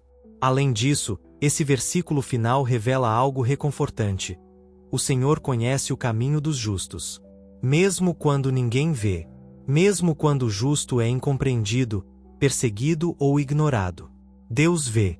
Ele conhece cada sacrifício secreto, cada renúncia feita no silêncio, cada lágrima derramada em oração. Nada escapa aos seus olhos. E isso basta. Não precisamos do reconhecimento do mundo, quando somos conhecidos pelo Criador. A segurança do justo está no fato de que ele não caminha sozinho. Ele está sendo guiado por um Deus fiel, que conhece o fim desde o começo, e que transforma o deserto em manancial quando é necessário. A presença dele é mais preciosa do que qualquer aprovação humana. O Salmo 1, então, não é apenas uma reflexão bonita sobre justiça e maldade. Ele é um mapa espiritual, uma advertência e uma promessa, uma revelação e um convite. Ele nos mostra que o justo é como uma árvore, firme, frutífera, próspera, e o ímpio é como a palha, leve, volátil, sem raízes. Nos mostra que o justo será lembrado, sustentado e aprovado, enquanto o ímpio será levado, esquecido e, por fim, condenado. Mas também nos mostra que a escolha é nossa. O caminho está diante de nós. E todos os dias, por meio das nossas atitudes, reafirmamos qual direção estamos seguindo. Que esse salmo desperte em nós o desejo de viver no caminho dos justos. Que nos leve a meditar mais na palavra, a fugir do conselho dos ímpios, a cultivar raízes profundas na presença de Deus. Que nos inspire a buscar uma vida que seja mais do que aparência, uma vida que dê fruto verdadeiro. E acima de tudo, que nos lembre que o nosso Deus é um Pai amoroso, que conhece o nosso caminho, que caminha conosco, e que nos guarda até o fim. Porque no final das contas, essa é a verdadeira vitória. Chegar ao destino eterno, ao lado dele. Capítulo 13. Meditar na palavra. A chave para uma vida firme. Ao revisitarmos o início do Salmo 1, encontramos um princípio essencial que sustenta toda a caminhada do justo. Antes tem o seu prazer na lei do Senhor, e na sua lei medita de dia e de noite. Esta não é apenas uma descrição poética, mas uma revelação espiritual de onde vem a força e a estabilidade do homem que agrada a Deus. Meditar na palavra é muito mais do que ler alguns versículos esporádicos ou decorar passagens bíblicas. É uma prática contínua, intencional, que molda a mente, transforma o coração e alinha o nosso caminhar com a vontade divina. É como alimentar-se diariamente de um pão que sustenta a alma, fortalecendo-a contra as tentações e dando clareza em meio à confusão do mundo. No contexto bíblico, meditar significa ruminar, voltar a palavra no pensamento, refletir sobre ela até que se torne viva dentro de nós. O justo não apenas lê a palavra, ele a ama. Ele encontra nela prazer, conforto, correção e direção. Enquanto o ímpio se deixa levar pelas ideias passageiras do mundo, o justo finca seus pés na verdade eterna de Deus. Isso não acontece por acaso, mas por decisão. É preciso cultivar esse hábito, abrir espaço no dia a dia, silenciar as distrações e permitir que a voz de Deus tenha prioridade sobre todas as outras. E quanto mais meditamos, mais sensíveis nos tornamos à presença do Senhor. A palavra começa a influenciar nossos pensamentos, nossas reações, nossas escolhas. Ela nos transforma por dentro. Muitos vivem com fé frágil porque negligenciam essa prática. Querem frutos, mas não cultivam raízes. Querem firmeza, mas não se alimentam da verdade. A vida se torna reativa, movida por emoções, por circunstâncias, por opiniões alheias. Mas quem medita na palavra encontra estabilidade, mesmo em meio ao caos. A tempestade vem, mas não derruba. As crises chegam, mas não paralisam. A dor machuca, mas não consome. Porque há uma fonte interna, constante, que sustenta. A voz de Deus, viva na alma. E essa voz não cala quando tudo escurece. Ela guia, consola, ilumina. Meditar também é um ato de resistência espiritual. É ir na contramão de um mundo que banaliza o sagrado, que distorce valores, que vive no imediatismo. É dizer, a verdade de Deus é meu padrão, mesmo que custe caro, mesmo que pareça antiquada, mesmo que me isole. É nessa fidelidade silenciosa que o caráter é forjado. É nesse confronto diário com a palavra que somos quebrantados e reconstruídos. E é nesse mergulho constante que descobrimos não apenas o que Deus quer de nós, mas quem Ele é, seu amor, sua justiça, sua paciência, sua glória. Portanto, se queremos ser como a árvore plantada, precisamos cultivar a meditação constante. Não como um dever religioso, mas como uma resposta de amor. Não como um ritual vazio, mas como uma fonte de vida. Que a palavra de Deus não seja para nós um adorno, mas um alicerce. Que ela nos molde, nos corrija, nos renove. E que, mesmo em dias difíceis, possamos dizer como o salmista: tenho mais prazer na tua lei do que em milhares de ouro e prata. Porque aquele que ama a palavra nunca anda sozinho, anda com o próprio Deus. Capítulo 14 – O Conselho dos Ímpios. A primeira armadilha. Logo no início do Salmo 1, somos advertidos sobre o primeiro passo que afasta o homem de Deus.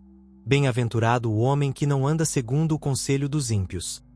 Essa frase, por mais simples que pareça, revela uma dinâmica espiritual poderosa e perigosa.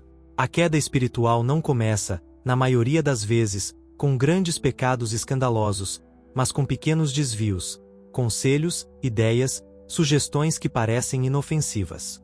O conselho dos ímpios é sutil. Ele não chega com aparência de maldade, mas muitas vezes vem disfarçado de modernidade, de lógica humana, de suposta liberdade. É o tipo de orientação que diz: siga seu coração, você merece ser feliz, custe o que custar, não seja radical, todo mundo faz. Frases que parecem inofensivas, mas que desviam o coração da verdade. A armadilha do conselho dos ímpios é justamente essa. Ele apela para desejos internos. Ele encontra terreno fértil em corações que já estão confusos, feridos ou enfraquecidos espiritualmente. E é por isso que é tão importante discernir de onde vêm os conselhos que ouvimos, seja de amigos, da mídia, da cultura popular, das redes sociais. O ímpio, neste salmo, não é apenas o perverso declarado, mas todo aquele que vive sem considerar Deus em suas decisões. Pode ser alguém educado, simpático, bem-sucedido aos olhos do mundo, mas cujas palavras nos afastam da santidade, da obediência e da verdade bíblica. Andar segundo esse conselho é permitir que ele determine o nosso caminho, ainda que disfarçadamente.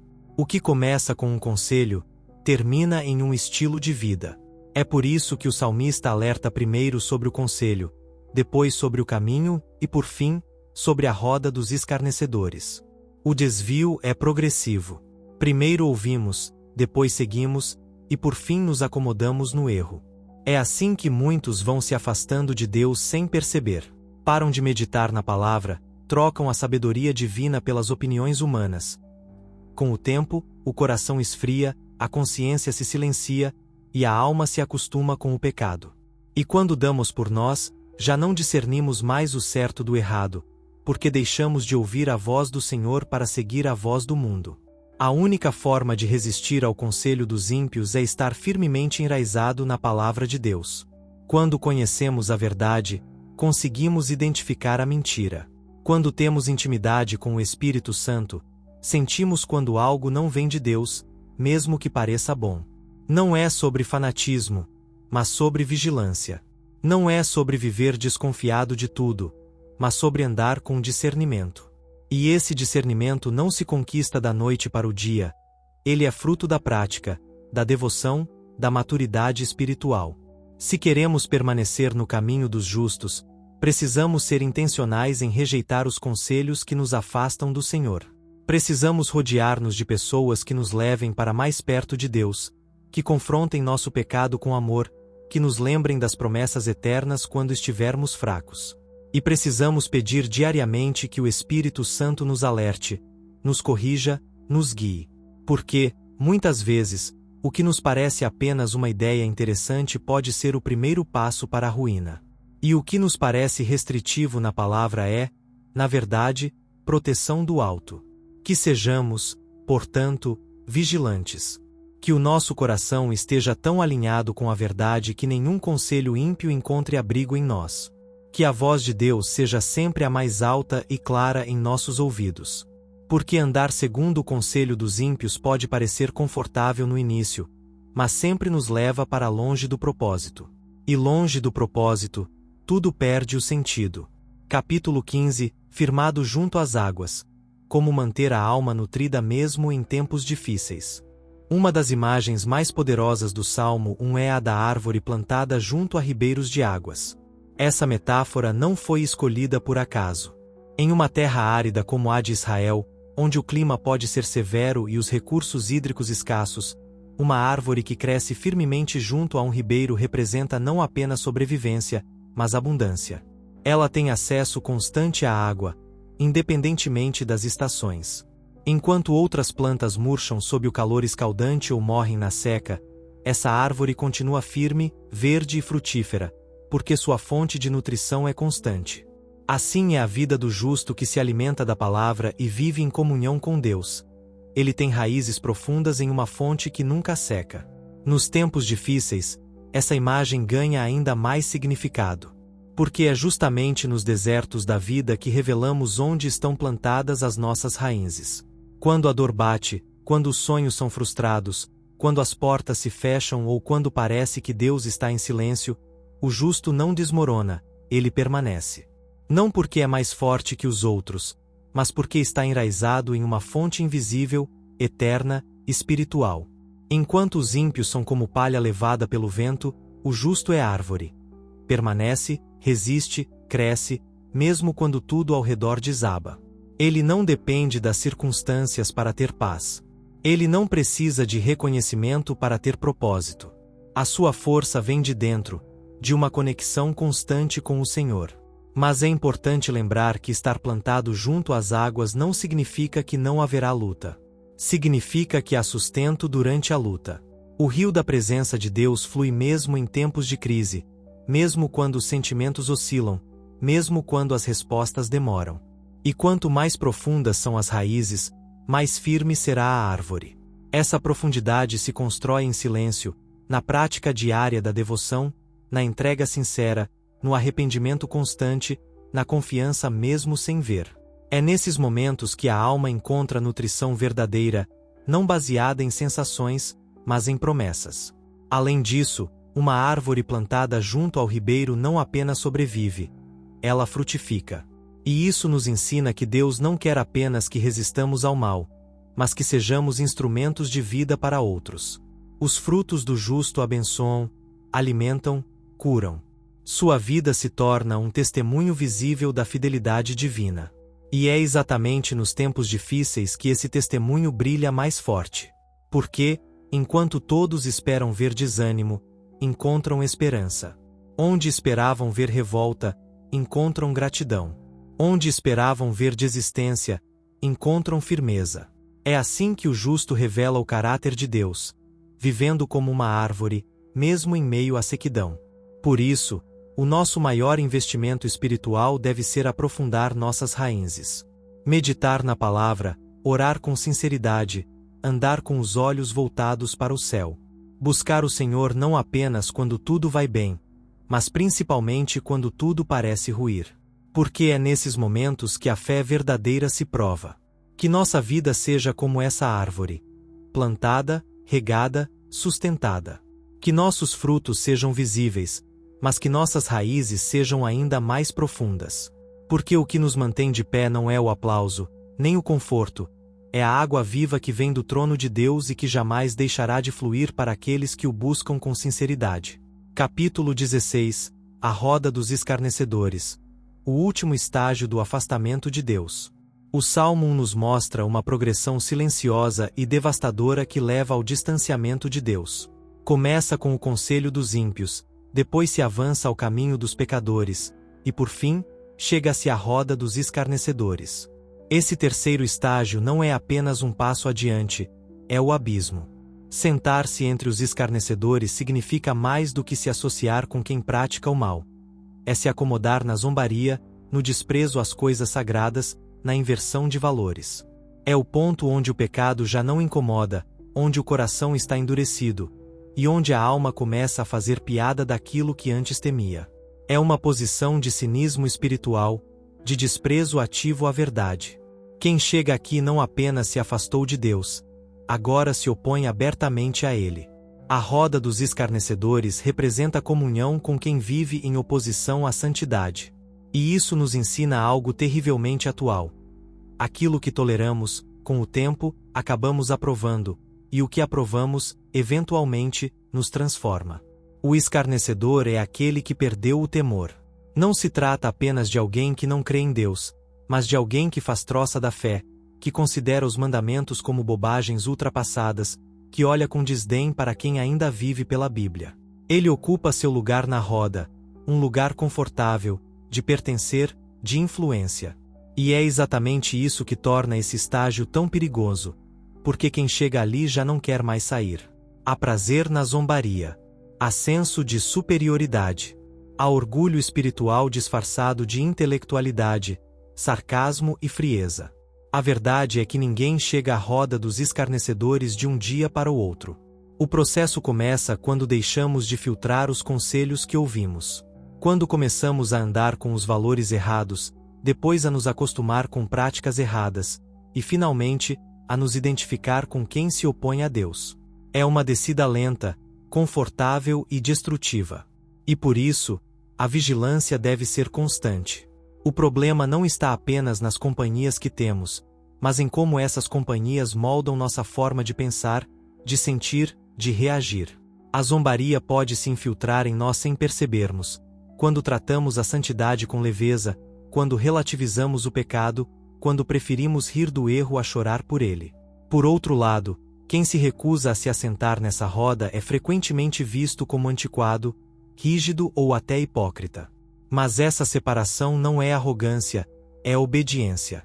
É um posicionamento que custa caro, mas preserva a alma. É escolher ser diferente, mesmo que isso signifique ser rejeitado. O justo não se acomoda na roda do mundo porque sua identidade está enraizada em Deus, não na aceitação dos outros. Ele prefere a solidão com Deus do que a comunhão com quem zomba dele. E essa escolha, embora dura, é o que o mantém vivo espiritualmente. A roda dos escarnecedores é o destino final de quem ignorou os alertas anteriores. Mas o Evangelho é também a boa notícia de que, mesmo se alguém estiver sentado ali, ainda pode se levantar e voltar. O Senhor é misericordioso. Ele não rejeita um coração quebrantado. Ele não despreza quem decide sair da roda e voltar ao caminho da verdade. Mas essa decisão exige coragem. Exige humildade. Exige um confronto com o próprio orgulho. A boa notícia é que ainda há tempo. Se hoje ouvirmos a voz do Senhor, não endureçamos o coração. Saiamos da roda. Voltemos ao temor. Porque, fora dela, há vida. Dentro dela, apenas engano e morte. Capítulo 17. O fruto no tempo certo. Confiança no processo de Deus. Uma das promessas mais preciosas contidas no Salmo 1 é que aquele que está plantado junto às águas dá o seu fruto na estação própria.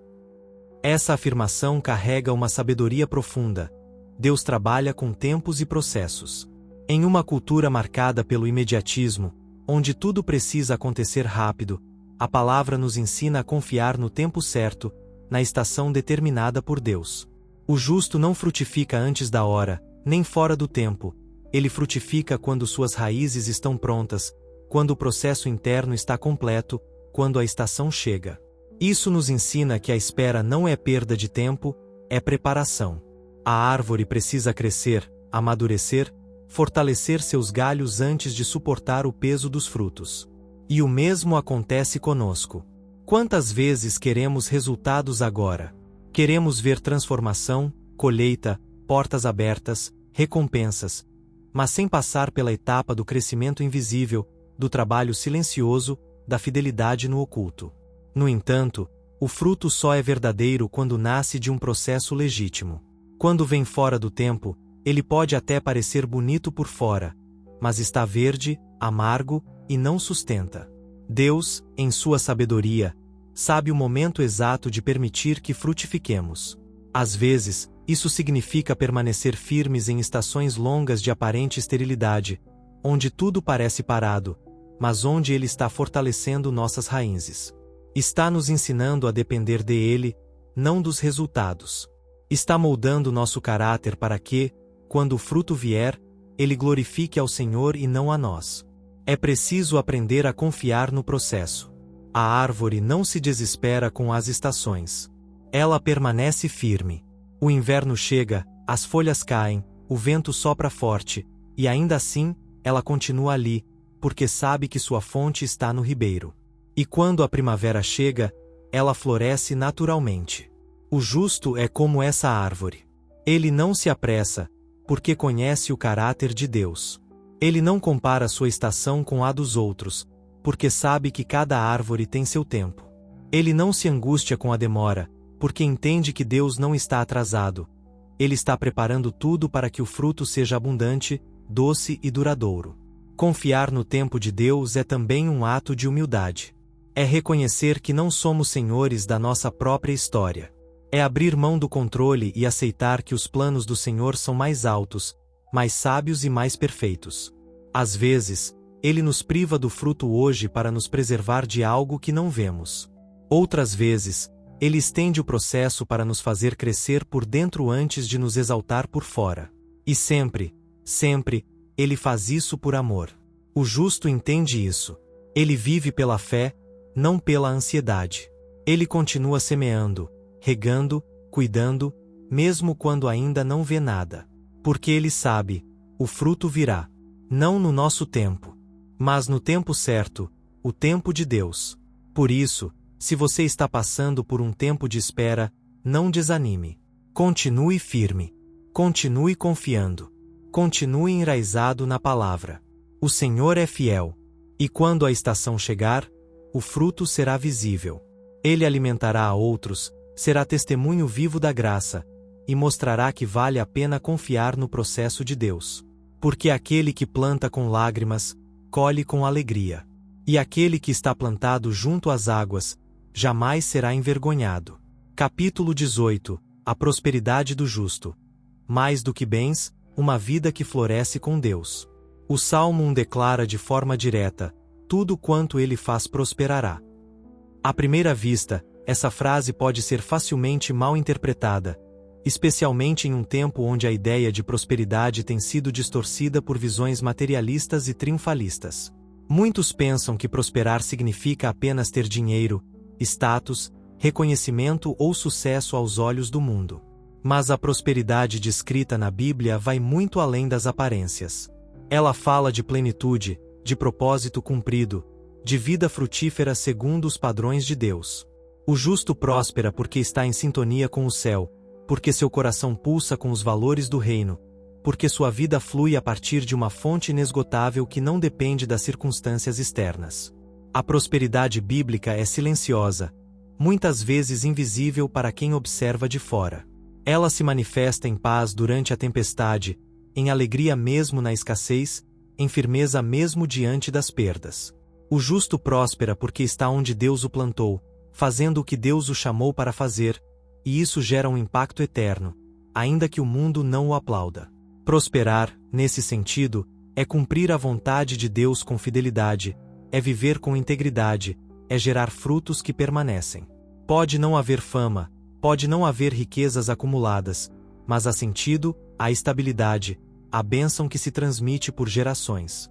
É importante perceber que o texto não diz que tudo dará certo segundo nossos critérios, mas que tudo prosperará. E prosperar, no olhar de Deus, significa que até mesmo as provações se tornam solo fértil para crescimento. As lágrimas são regadores invisíveis para sementes de fé. As portas fechadas redirecionam para caminhos melhores. As perdas aparentes escondem livramentos que só o tempo revela.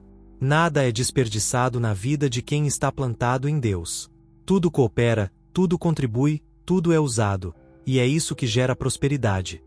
Não a ausência de luta, mas a certeza de que Deus está agindo em todas as coisas. Além disso, a prosperidade do justo é contagiante. Sua vida abençoa outros. Seus frutos são repartidos. Sua sombra traz descanso. Ele se torna uma referência silenciosa de quem vive com sabedoria, com temor, com propósito.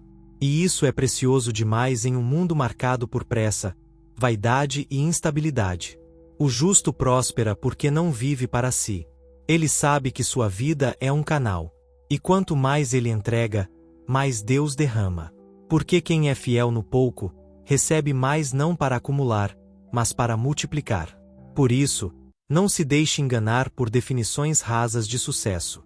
A verdadeira prosperidade não está em possuir muito, mas em ser plenamente aquilo que Deus o criou para ser. Se você está firme na palavra, se sua vida está enraizada em Cristo, então tudo quanto você fizer prosperará, não por causa da sua força, mas por causa da fidelidade do Senhor. Mesmo que os resultados demorem, mesmo que o reconhecimento nunca venha, sua vida florescerá aos olhos do Pai. E isso vale mais do que qualquer aplauso humano. Capítulo 19. A instabilidade dos ímpios. Como o mal se desfaz como palha ao vento. O Salmo 1 traça um contraste nítido e profundo entre o justo e o ímpio. Enquanto o justo é comparado a uma árvore firmemente plantada, o ímpio é descrito como palha que o vento espalha. Essa imagem é poderosa porque revela a verdadeira natureza da vida longe de Deus. Leve, vazia, instável e facilmente levada. A palha, por definição, é o que sobra depois que o grão, aquilo que tem valor, substância e propósito, é retirado. A palha representa o que é exterior, superficial, sem essência.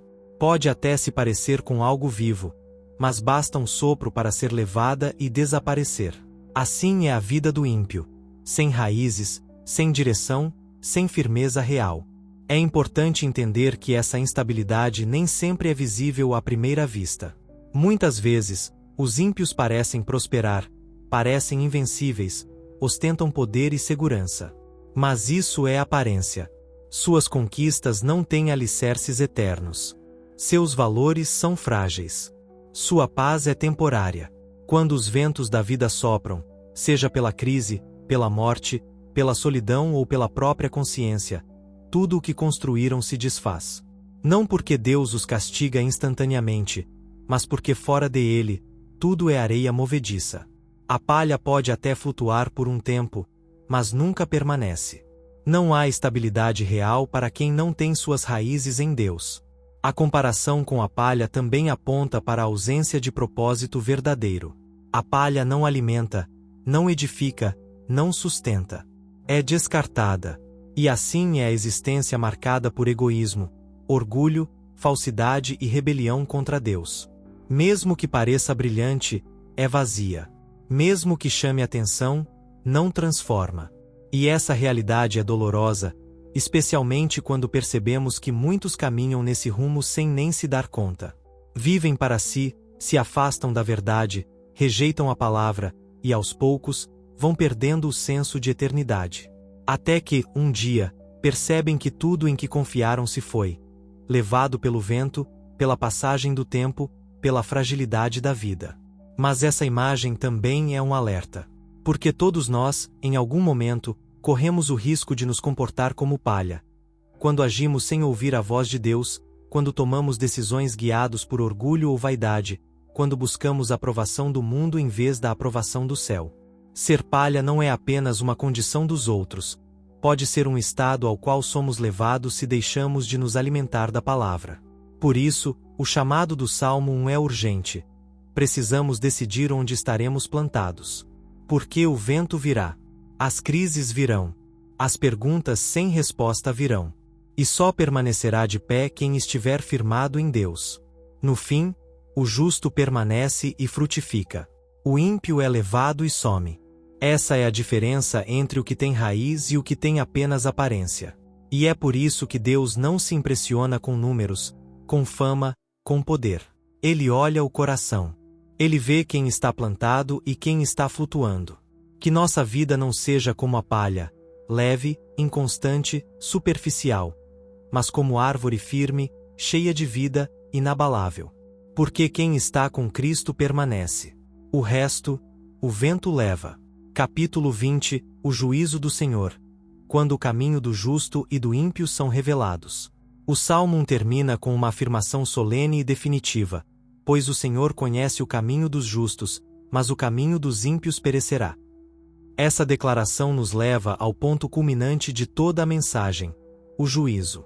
Não se trata apenas de consequências naturais da vida ou de escolhas humanas, mas da intervenção consciente, justa e final de Deus. O caminho de cada pessoa será exposto diante dele. E quando esse dia chegar, o que definirá o destino de cada um não será o quanto acumulou, quantos o aplaudiram ou como foi visto na terra, mas onde estavam suas raízes e quem era o seu Senhor. O juízo não é apenas castigo ou recompensa, é revelação. É quando tudo se mostra como realmente é. Quando o texto afirma que o Senhor conhece o caminho dos justos, não está dizendo apenas que ele observa ou registra. Esse conhecimento é íntimo, é aprovação, é relacionamento. O caminho do justo é aquele por onde Deus anda junto. É a rota traçada sob sua orientação, iluminada por sua palavra, marcada por sua presença. E porque Deus conhece esse caminho, ele o preserva. Mesmo que o justo tropece, mesmo que enfrente trevas ou dúvidas, o Senhor está ali. Há propósito, há direção, há destino. Esse caminho não é perfeito por causa de quem o trilha, mas por causa de quem o sustenta. É um caminho conhecido por Deus, e isso é tudo o que importa. Em contrapartida, o caminho dos ímpios perece. Ele não termina apenas em frustração ou dor, mas em perdição. Ele se desfaz porque nunca foi sustentado pela verdade. Pode parecer amplo, prazeroso, cheio de atalhos e aplausos, mas é um caminho de morte. A ausência de Deus nele é o que o condena. Não porque Deus seja cruel, mas porque ele é justo. E não há como o mal resistir à justiça dele. O ímpio não permanece na congregação dos justos porque sua vida não foi firmada na aliança. Ele escolheu outro caminho. E esse caminho, por mais sedutor que tenha parecido, não leva à vida.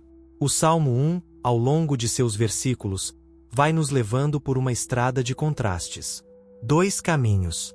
2 tipos de pessoas. 2 destinos. A estrutura é simples, mas o conteúdo é profundo. Deus não quer apenas nos informar sobre a diferença entre justo e ímpio. Ele quer nos confrontar com a necessidade de escolha. A vida cristã não é neutra. Todos estamos em movimento, avançando por um caminho ou outro. E a pergunta que fica é: em qual deles estamos? Estamos sendo influenciados pelo conselho dos ímpios, andando com os pecadores, nos assentando com os escarnecedores, ou estamos plantados junto às águas, meditando na palavra, frutificando no tempo certo? O juízo do Senhor não é uma ameaça para os que o amam, é uma esperança. É a certeza de que o bem não será esquecido, que a fidelidade será recompensada, que a justiça triunfará. É o momento em que tudo se alinha, em que o invisível se torna evidente, em que cada caminho chega ao seu fim verdadeiro. O justo, que muitas vezes foi desprezado, será exaltado. O ímpio, que parecia intocável, será desmascarado. Porque Deus não dorme. Ele vê, ele conhece, e ele julga com verdade. Que essa verdade nos leve a uma vida de temor, de rendição, de profundidade. Que não vivamos de aparências, mas de raízes. Que não sejamos levados pelo vento, mas firmados na rocha. Porque o dia do juízo chegará. E quando chegar, que sejamos encontrados no caminho da vida, o caminho dos justos, o caminho de Cristo.